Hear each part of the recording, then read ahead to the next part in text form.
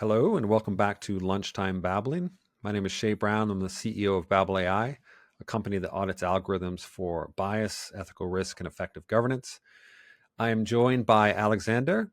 Uh, I've seen your work a lot on LinkedIn. We've been we operate in the same space, and we'll put your LinkedIn profile in the comments if you're watching this on YouTube.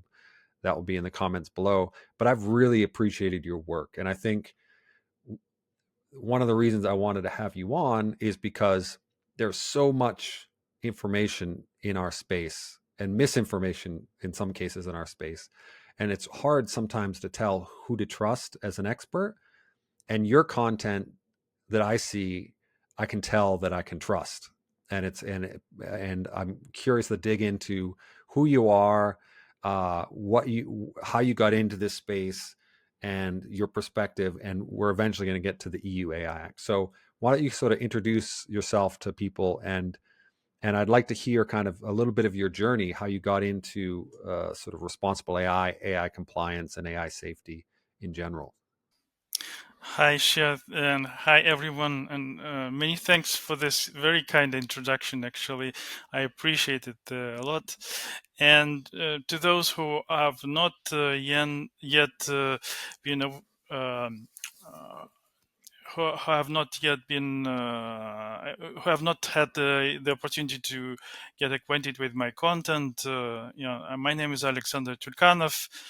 I started my career originally as a commercial contracts lawyer, so I worked a lot in that quality, both changing in between the commercial counsel in-house roles and outside counsel roles sometimes, and eventually I transitioned into information technology from the legal support side. So that was when I actually got my second legal degree in Edinburgh. And that was specifically focused on innovation technology and the law. And around the time when I was completing the degree, it was 2018. Yeah, around that time I was already working, at Deloitte, supporting companies who had projects in IT, or just IT related parts of their business were requiring some legal support. And there I was, starting with first projects related to personal data protection, data privacy, and contractual arrangements required for IT businesses more generally. And eventually, then there was this opportunity to get into um, digital policy more broadly, and AI policy more specifically. And this is actually what we've studied theoretically in Edinburgh. So that was very appropriate in terms of, like, I was having already this interest in this topic, and we've discussed in the class, like, what would be the potential policies, what would be the potential policies we could develop around those technologies, which in the end we have seen are being materialized, and those policies are indeed becoming a reality in many countries, including, of course, the European Union, but not only. So that was a very interesting development. And then, so around 2019, so I basically transitioned from this, legal support in technology role to more of a guy in digital policy, with a focus on data policy and AI policy. And I had this, role while I was still back in my home country. So I was born and get got my career running in Russia originally, and I worked there and I lived there until 2021. Yeah. So, and there was this opportunity to work in digital policy, and in particular on to work on an AI policy at the Council of Europe in Strasbourg, and took this opportunity in 2021. And this is how I moved to Europe originally, to work at the Council of Europe. And this was the time when there was this work done in the Council of Europe in preparation for future negotiation of the convention on AI, which has now been already adopted. And we have seen already first countries signing up to be the first signatories of this basically international legal instrument. But when I joined the council, it was a preparatory stage where some work has been done already. Some preparatory work has been done by the ad hoc committee on artificial intelligence in the Council of Europe, and I was advising internally. I was coordinating internally on AI policy work in the Council of Europe. Yeah, and working with interfacing with digital companies actually, who were also interested in providing some feedback to the Council of Europe and vice versa. So it was quite an interesting engagement for me, and a very interesting work. And I provided my opinions in terms of AI policy development, and gave some support to that line of work in the Council of Europe. Yeah, but then, because of the political situation, me having a Russian passport, like in 2022, after the war in Ukraine started, basically I had to leave the Council of Europe. I was forced to leave the Council of Europe because of my nationality. But at that point, it didn't make any sense for me to go back to Russia, because at that point my career, like for the for the last years before that, was highly connected to the knowledge related to European digital policy and European AI and data policy in particular. And this was obviously no longer an interesting subject for anyone who would be trying to commercially pursue this topic in Russia, right? So no money were to be made giving advice on European digital or AI policy in Russia since then, right? So it didn't make any sense for me to get back, and I stayed in France, in Strasbourg, and this is where I'm now. I'm doing some engagements now in my private capacity as advisor, and I'm doing some teaching, with respect to AI governance, and in particular the UI Act, which I've studied very extensively, starting from the very first versions, the very first drafts, and follow the discussions around it, and all the political process and developments around it. So this is what I'm doing now, as a private consultant. So, thank you for that context. I think they.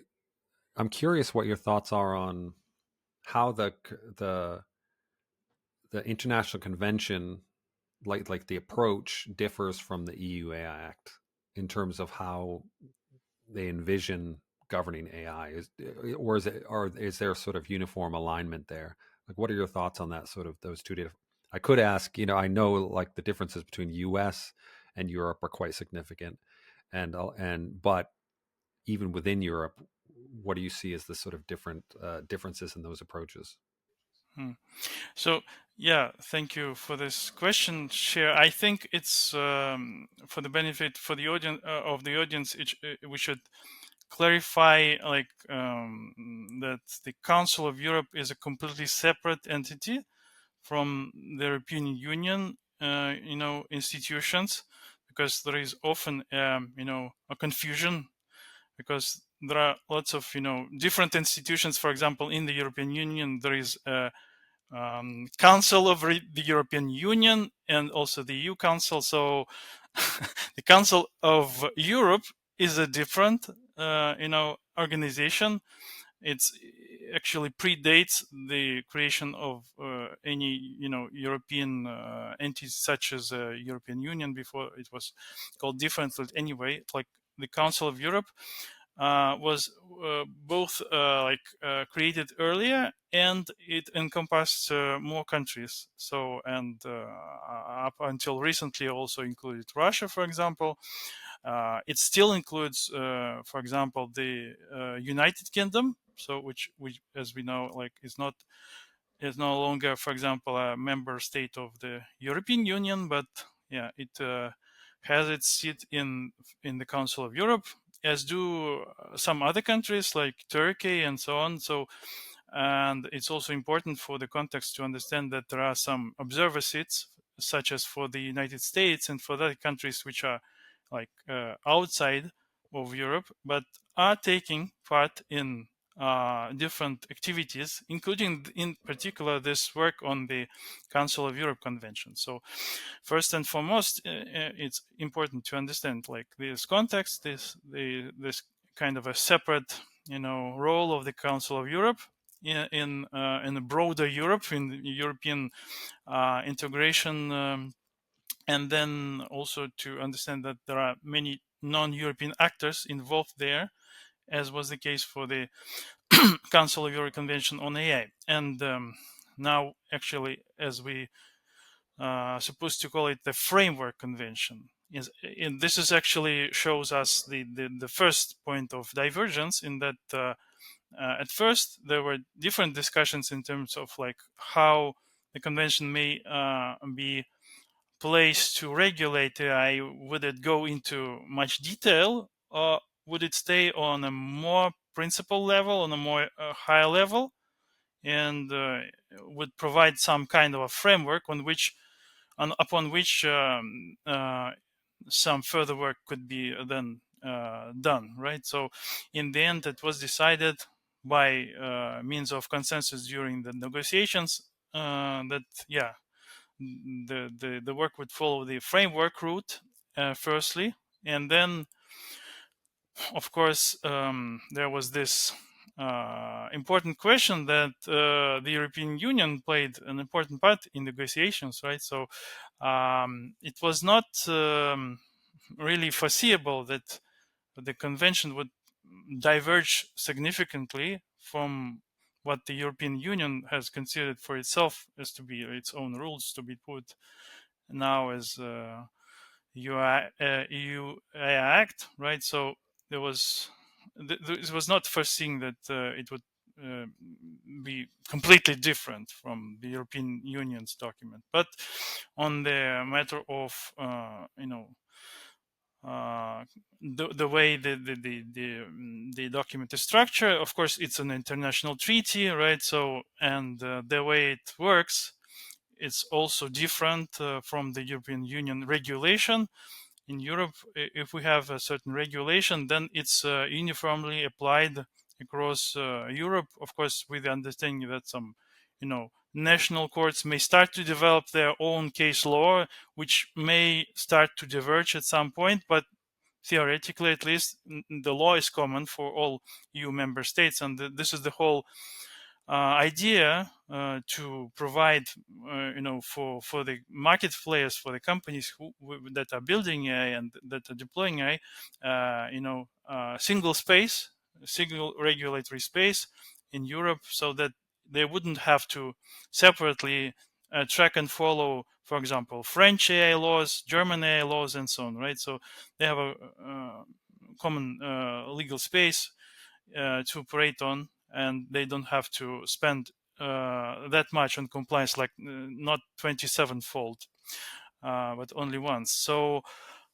in the case of the Council of Europe instrument, so it's an international treaty, and the way these treaties, like not only this, but more generally these treaties work, each country basically tries and implements to the best of its abilities in its national law the general provisions which are there, and these are like more on a principal level provisions, which are not foreign to anyone who has been working on other frameworks, be it in the US the NIST AI risk management framework, or in Europe the AI Act, or ISO standards which relate to ensuring trustworthy AI system development, right? So there is nothing revolutionary there, which would be like at odds with something which is more or less considered as internationally accepted good practices. And but the direction of the guidance is a bit different, in that the Council of Europe document is intended at nation states. They have to do something, so they have these obligations to implement those rules into their national law, so that, for example, um, a particular person can then claim protections which are afforded through the national legislation, but on the basis of international treaty. And at some point there may be an argument, an argument could be made with reference to this treaty, when, for example, a person may say, like, yeah, I have those rights protected by the constitution under like my national law, right? But then there are some specific provisions which are provided in this convention, and I think they have been not implemented by the member state or by the the country which committed to for following this convention. So there could be a further argument with regard to not kind of a like direct application of the convention, but there could be some argument with that regard. Although like the direct application is for the direct effect is supposed to be on the member states themselves. So this is like the rules which they need to follow. This is the principles which they have to implement into their national laws. And the interplay with the European Union AI Act would be that, at least in theory, the idea was that as the European Union has already this kind of regulation, and it would count towards meeting the obligations under the convention, right? So it could be said that, yeah, the European Union member states, by having this regulation already in place, kind of uh, made steps already towards implementing this convention on their soil. Yeah.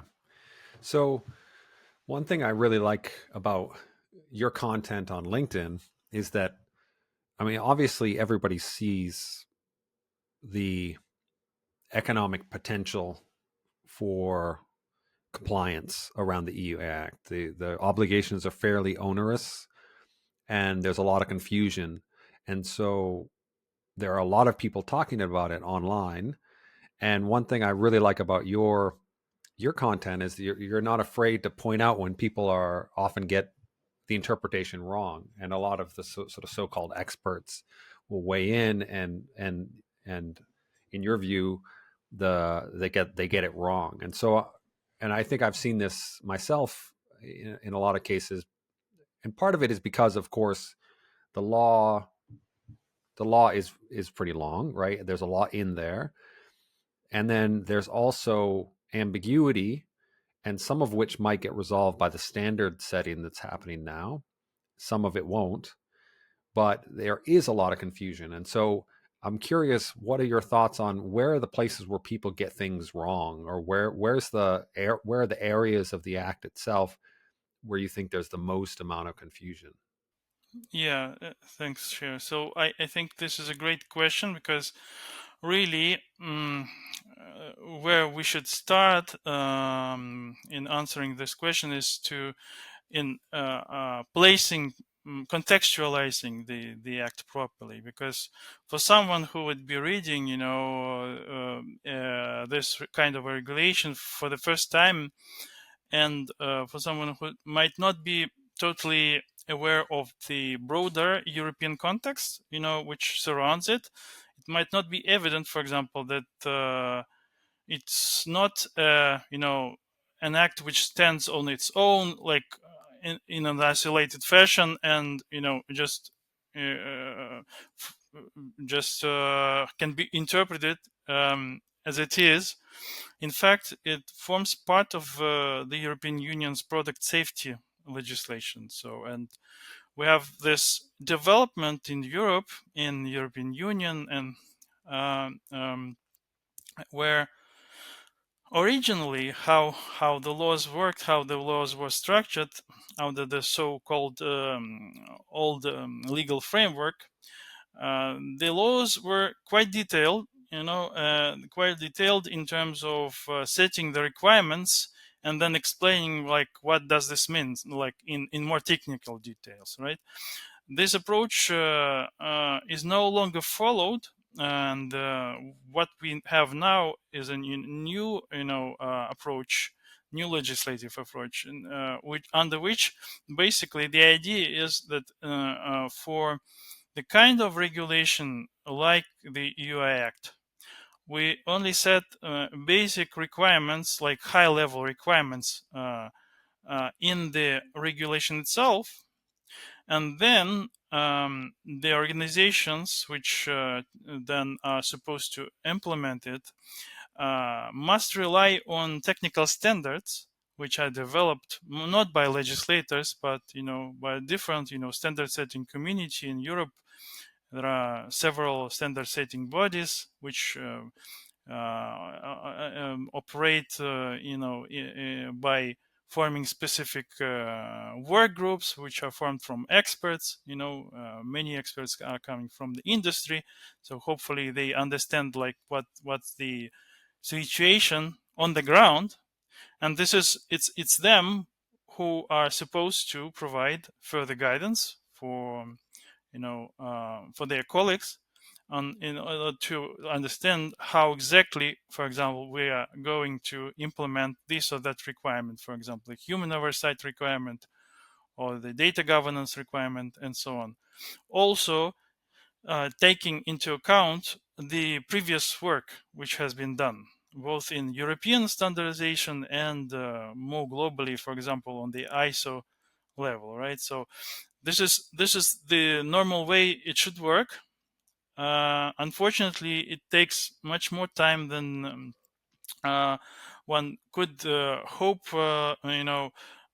To develop those standards, and I understand, like I am myself involved in this standard setting, activities as an expert in Senelec, which has a mandate from the European Commission to develop those standards to support the Act, right? So, and this means that we have at this point in time, a gap in understanding, right? So we have this high level requirements which have been legislated, right, which have been provided to us by the European Parliament, by the Council, and the European Commission, which provided the first draft. Like so, there was this whole procedure of negotiating between them, and then they have come up with the final text, right, which have been since then published, right? So, but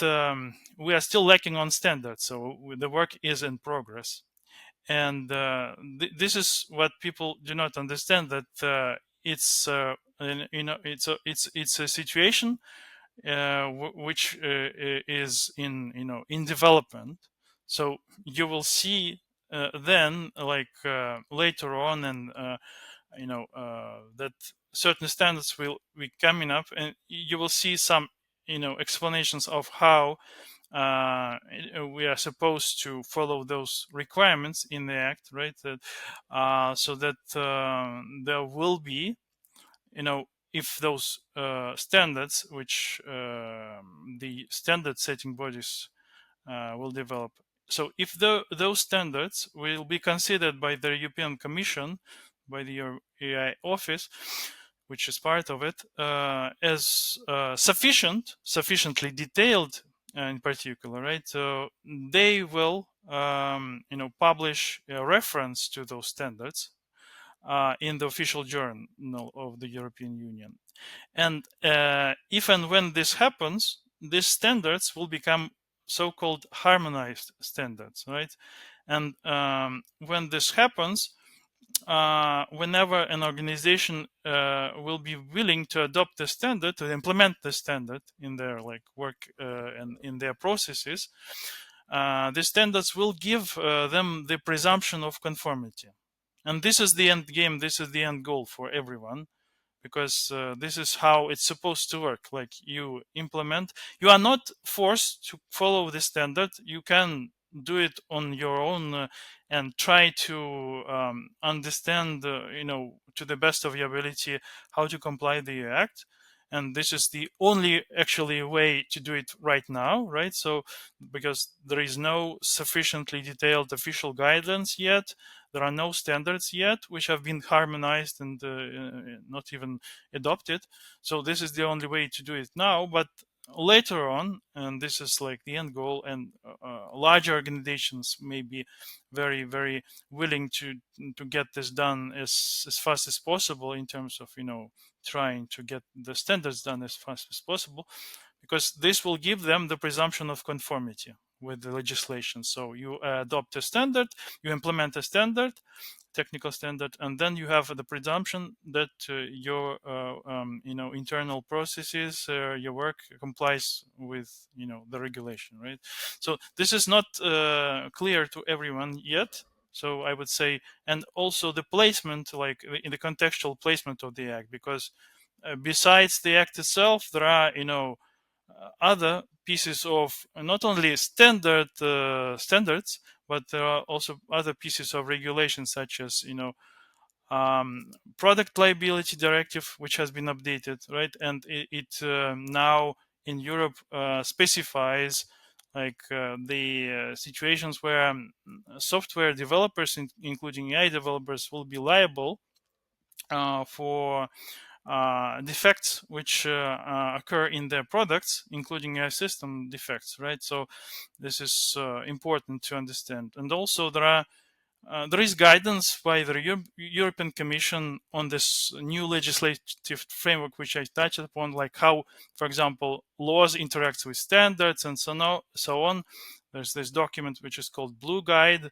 There are some regulations related to market surveillance, general product safety regulation in Europe, which has been recently discussed, I think, by some people, but there's still not sufficient awareness. I think that this act actually basically needs to be placed into broader product safety legislation context, and this is important when you are starting to, for example, to understand some definitions in the act, right? So sometimes, in order to understand, like, what does an importer mean, or what does an authorized representative mean, you don't have only to look into the act itself. You have to look into other acts which are there, which regulate more broadly the placement of products on the market. And this is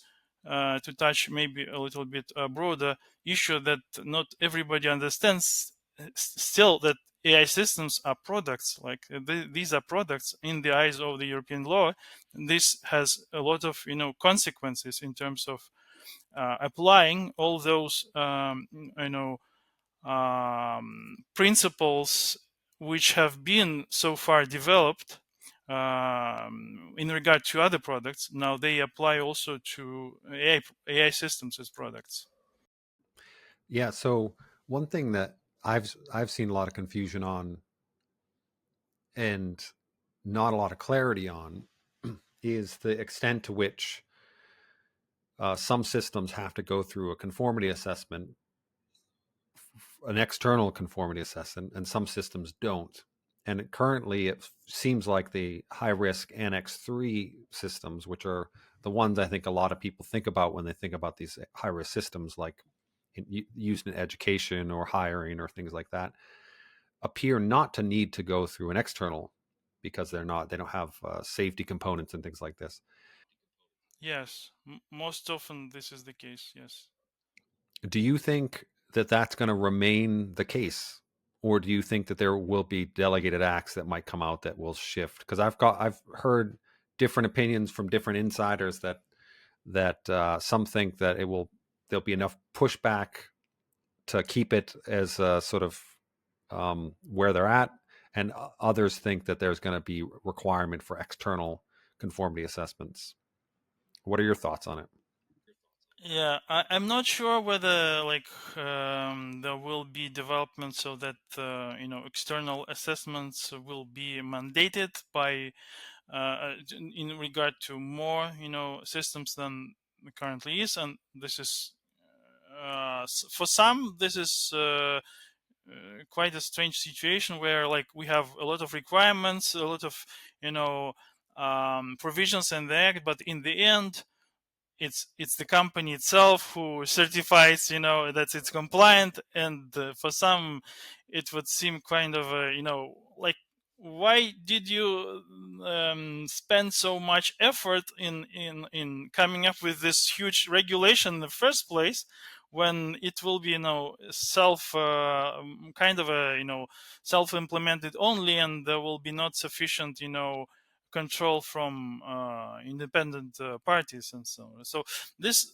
I heard these arguments, and so sometimes we can think, and we can dispute and discuss. So I don't have a fixed opinion on this, like whether we should really expand from what we have now. I understand and know that uh, some industries, some sectors, are already regulated, right? So medical devices regulation is already there, and to the extent the act starts to be applied to some medical devices, which now embed AI, functionality, it will not change a lot for those organizations, right? Because they already had all those requirements implemented, such as like the huge bit is, of course, the quality management system.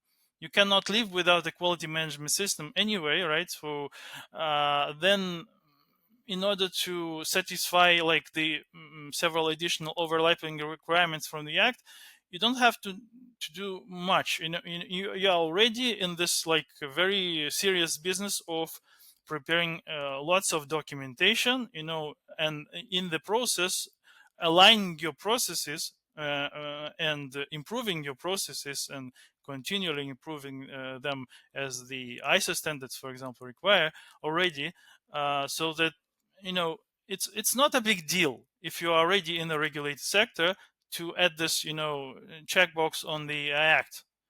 And then there is a whole kind of a set of new industries which will fall under it, under this kind of a strict regulation and all associated procedures and so on. Maybe, yeah, may not be assessed by a third party, but still would technically have to comply with all those regulations, all those documentation requirements, which were already in place, for example, for medical devices. But now you have to do the same for, let's say, for an AI system which is used in HR in hiring, right? So because it's high risk, but it's not. It was not initially, like originally, it was not in a regulated sector. So this would be completely new to those organizations, to those companies, which are now and which are now developing. Or maybe they have been developing for many years now already, in a certain way, their systems, and now they have to change their processes to start, in terms of their maturity, moving towards something like healthcare. And it is huge, right? So it's huge because they don't know anything about it. They have not yet seen like how does it work really, how, and they're all at a loss sometimes, like they don't know how to comply with this. It's too complicated and stuff, like they are saying. But in the end, of course, this is was the whole point of the regulation. If we say that in those particular fields, like there is a significant potential of harm, which we now see as comparable in terms of level of harm, is comparable to what we see in medical devices, but maybe it will affect persons not physically, but in terms of their fundamental rights. But the level of exposure, the level of consequences may be similar in terms of how it will affect, like how let's say how a defective low quality AI system employed in recruiting, how will it may impact the person, as opposed to like a medical device, right? So there may be comparable situations in terms of effect on your life, right? So this means that they have to really start a new, completely new, work towards being more mature. And maybe it's not a bad thing that they do not immediately fall under like all this bells and whistles which are provided for already mature industries, right? So maybe some, at least some will say, let's cut them some slack for the moment, and let them be like prepared, let them get prepared, and then maybe we will make a next step. And as you say, sure, so maybe in the future we will see some development which will lead to the situation when, as in, let's say, medical devices, HR systems will be also, have to undergo, third party conformity assessment. So we will see. So, speaking of maturity and trying to become more mature, I know that you've now started working on or delivering some course or some courses around the EU AI Act in particular. And so I'd love to hear a little bit more about what that is, what your experiences have been from that, and like who's the target audience for that, and how is it going? Hmm. Yeah, so thanks. So, for the moment, the people who are most interested in the course were coming from risk compliance and governance mostly. So some of them are lawyers, some of them are not. There are some other people, from other with other backgrounds, but I would say the majority of them are from GRC, governance, risk, and compliance. And this is understandable because it's a regulation in the end which we are studying in the course, right? So the most sensitive and like most aware people there on this front are usually would be coming from that area. So, but this would not mean that these are the only people. Some people are coming from the AI side, from the technical side, from project management side. So, and they also benefiting from the course, because it's not exclusively, for example, targeted at lawyers. And what I'm trying to do is I'm trying to give a practical kind of knowledge, which is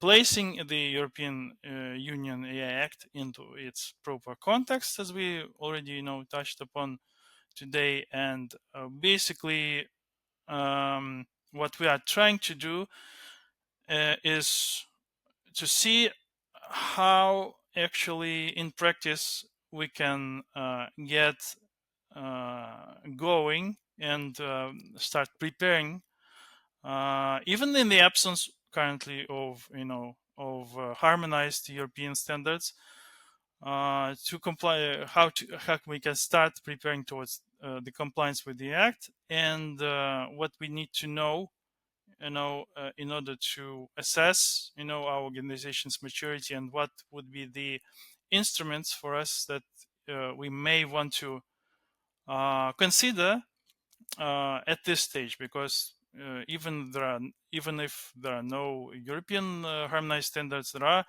are international standards which we can consider as as useful, for example, such as ISO 42001 standard, which of course will not grant you the presumption of conformity, but implementing it would be very useful as a first step, for example, which is something which I'm often suggesting for people to consider.